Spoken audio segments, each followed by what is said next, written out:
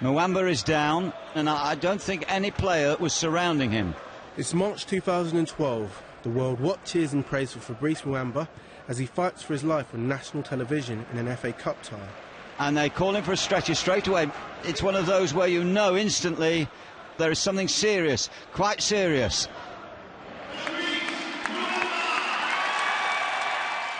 Three months later, he's on his feet, but was forced to retire. His ordeal has placed him in an ideal position to guide footballers and those who govern them on the risks of heart disease.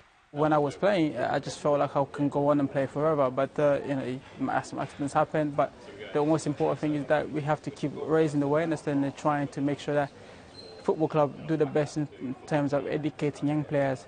Only last year, teenager Tobi Alabi, a former Millwall trainee, lay unconscious in a non-league match. Like Muamba, Tobi was forced to retire from the game.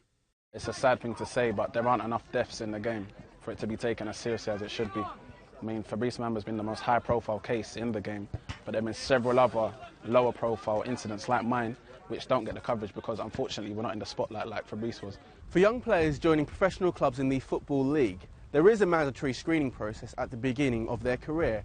However, after this, clubs are under no obligation to screen again. And with the average cost of a private screening at around £300 per person, this can be a costly operation that some of the smaller clubs may struggle to afford. We must be so forceful, I think, in trying to bring it in. There's obviously a cost involved, and we understand that finance plays a huge part in anything you do. But with something like that, I think it's, it's so important. There was, as you know at the time, a lot of even youth clubs now have defibrillators on site and everything else, which is important. But equally, it's also important that the heart screening, we get it to a situation that's as good as it possibly can be.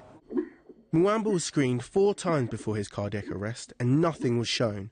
The British Heart Foundation are cautious to introduce a national screening programme. I think that his case is an example of how difficult it is to identify these kinds of conditions with the current tests that we have available. But the important thing for Fabrice Muamba is that there was somebody on the pitch immediately giving him CPR, and it was CPR that kept him alive. The authorities say that they still take the issue very seriously, but Alabi, whose own foundation, Heart4More, helps educate on heart conditions, believes that league-wide screening must be the next step. How necessary are they? How necessary is a life?